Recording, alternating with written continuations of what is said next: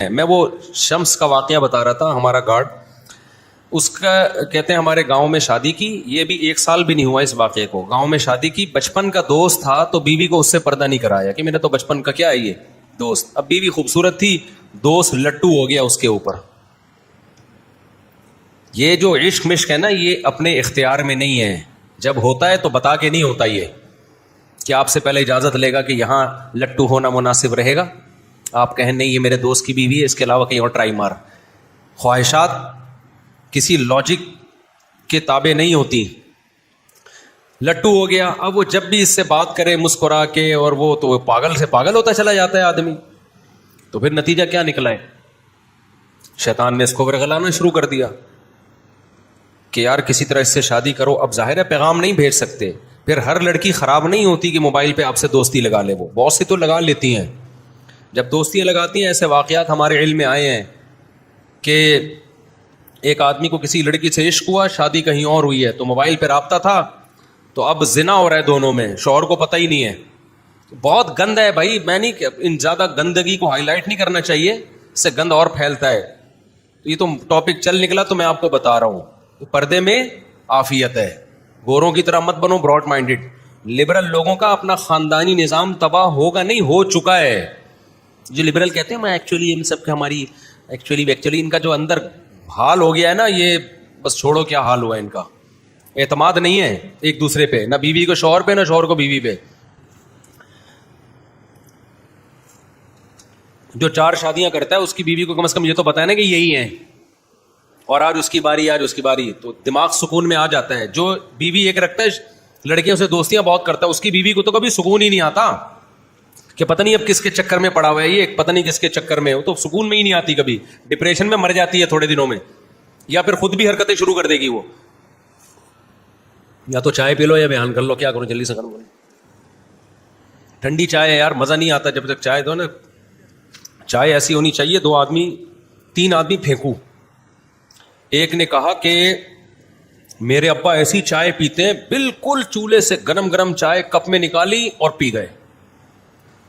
اس نے کہا ابے کچھ بھی گرم نہیں ہے، میرے ابا کیا کرتے ہیں، کیتلی سے کپ میں نکالیں گے تو تھوڑی دیر کچھ تو ٹھنڈی ہوگی نا، وہ ڈائریکٹ کیتلی سے منہ لگا کے پیتے ہیں. اب تیسرے کے پاس پھینکنے کے لیے بچا نہیں تھا کچھ. تیسرے نے کہا میرے ابا دودھ پتی پانی پی کے چولہے پہ بیٹھ جاتے ہیں، پکتی ہی ان کے پیٹ میں ہے. یہ جو کہاں رہ گئی چائے تھوڑی سی جو بچی ہے، پی لی؟ میں تو گرم کروا، چلو اللہ سرما. اچھا خیر، میں تو سوچ رہا تھا وہ تو گرم کروا لوں میں. اچھا خیر، تو بچپن کا دوست تھا، وہ بات کرتی بھائی ہیں، باتیں ہوتے ہوتے یہ ہو گیا پاگل، عاشق ہو گیا. اب نہ لڑکی ایسی کہ اس سے لائن مارے گی، اس کو پتا تھا کہ یہ تو اپنے شوہر کو بتا دے گی، مار دیں گے، جان سے بھی مار دیتے ہیں وہاں تو لوگ. تو اس نے ایک ہیلا سوچا کہ دوست کو قتل کر دو کسی طریقے سے، جان سے مار دو، یہ بیوہ ہو جائے گی تو میں بیوہ کو پیغام بھیجوں گا، اور لوگ بھی کہیں گے یار دیکھو مفتی طارق مسعود صاحب کا بیان سن کے شادی کس سے کر رہا ہے، ایک بیوہ سے کر رہا ہے. لوگ بھی کہیں گے ماشاء اللہ ماشاء اللہ، اور مزے بھی ہو جائیں گے اور شادی بھی. اور شیطان پھر پٹیاں پڑھا دیتا ہے کہ دوست کو قتل کریں گے وہ شہید ہوگا، وہ جنت میں چلا جائے گا، اور ہم قتل کریں گے تو ایک شخص نے 100 انسانوں کو قتل کیا تھا، توبہ کی، اللہ نے توبہ قبول کر لی، تو میں بھی توبہ کروں گا، اللہ میری توبہ. یہ شیطان ساری پٹیاں پڑھا رہا ہوتا ہے. تبھی تو عبداللہ بن عباس کے پاس ایک شخص آیا اور کہنے لگا کہ کیا قاتل کی توبہ قبول ہو جاتی ہے؟ عبداللہ بن عباس سمجھ گئے کہ یہ جو ہے نا کسی کے قتل کا ارادہ کر رہا ہے، اور اس کا ارادہ ہے قتل کر کے میں کیا کروں گا، توبہ. تو عبداللہ بن عباس نے فرمایا نہیں ہوتی توبہ قبول. صحیح ہے نا، مسئلہ تو یہی ہے کہ ہوتی ہے مگر تیرے جیسے کم بختوں کی نہیں ہوتی، یعنی ان کو توبہ کی توفیق ہی نہیں ملتی ہے. تو اب کیا ہے، تو اس شخص نے کیا کیا، دریا پہ لے جا کے نا کہیں ٹہلنے کے لیے نکلے، تنہائی میں تیز دریا تھا، تو وہاں لے جا کے کنارے پہ اس کو دھکا دے کے وہ بیچارہ دریا میں گرا ہے. اب دریا کی موجوں کے حوالے وہ تو مر گیا، لاش کا بھی پتہ نہیں کہاں ہے. اب گھر والے تلاش کر رہے ہیں بندہ گیا کہاں، اس نے ثبوت نہیں چھوڑے، کوئی شک کرے میرے اوپر.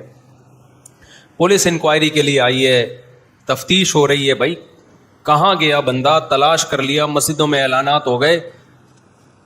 पुलिस ने फिर कहा कि भाई ये इसका करीबी कौन है जी, ये है, इस पे तो कोई शक ही नहीं कर सकता, ये तो बचपन का दोस्त है, ये तो वो, और वो खुद जो कत्ल करता है ना, बाज़ सबसे ज्यादा इंक्वायरी वो कर रहा होता है, FIR वो कटाता है सबसे पहले जाके, वो रो भी जनाजे में सबसे, जनाजा तो नहीं अभी तो पता ही नहीं था कि रो भी सबसे ज्यादा रहा, मेरा भाई कहाँ गया, हाय हाय हाय हाय हाय, मेरा दोस्त कहाँ गया। आपको पता है पुलिस को आप जितना मर्जी बुरा भला कहो ना, लेकिन जब पुलिस तफ्तीश पे आती है ना तो अच्छे अच्छों को निकाल लेती है। अभी हमारी सरसैयद थाने की पुलिस ने डाकुओं से मुकाबला किया है, 4-5 डाकू फड़का दिए। मुझे इतना अच्छा लगा जब मेरे पास वीडियोस आई ना, तो हमारे इलाके के SHO साहब को मैंने ऑडियो भेजी, ताज नाम है उनका SHO साहब का। मैंने कहा सर दिल खुश हो गया और हमारे लिए फख्र की बात है कि हमारे इलाके की पुलिस ने यह काम किया। 3 मुकाबले में अपने इलाके की पुलिस के देख चुका हूं अपनी आंखों से, एक तो 2 अपनी आंखों से और एक डायरेक्ट अपनी आंखों से 2 की वीडियो देखी है, और एक हमारे करीबी रिलेटिव ने भी देखा वो। एक यहां डाकुओं का मुकाबला किया, यूपी पे फड़का दिए, और बाकायदा दो बदू जंग हुई है। एक तो यहां मैंने अपनी आंखों से देखा, उसके मैंने वीडियो भी बना के डाली थी, वो पकड़े डाकू उन्होंने।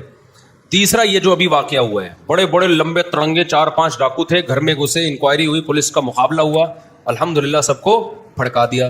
तो जहां पुलिस कोई गलत काम करे तो उसकी हौसला शिकनी करनी चाहिए, वहां अच्छे काम पे हौसला अफजाई भी बनती है कि नहीं बनती।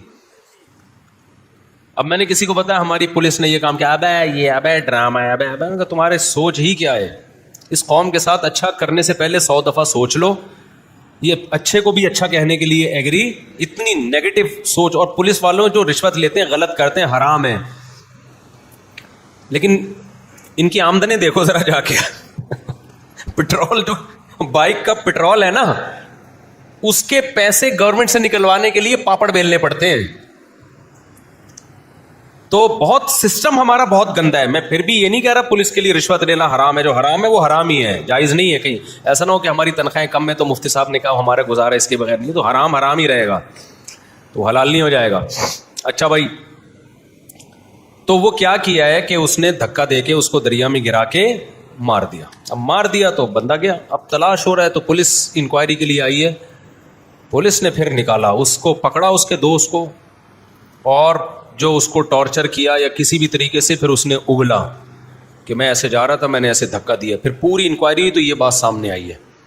अब उसकी लाश पता नहीं मिली है नहीं मिली, कहाँ गई, तो शायद कहीं जाके मिल गई हो, अब जनाजा हो गया, बाहर अल्लाह उसकी मग़फ़िरत करे। तो ये है बेपर्दगी का वबाल। जो आप टेलीविज़न पे देखते हो ना, लड़के लड़कियां बैठे हैं, ये देखो इनको तो कुछ भी नहीं हो रहा, यहाँ थोड़ी होगा कुछ, इनको यहाँ थोड़ी होगा।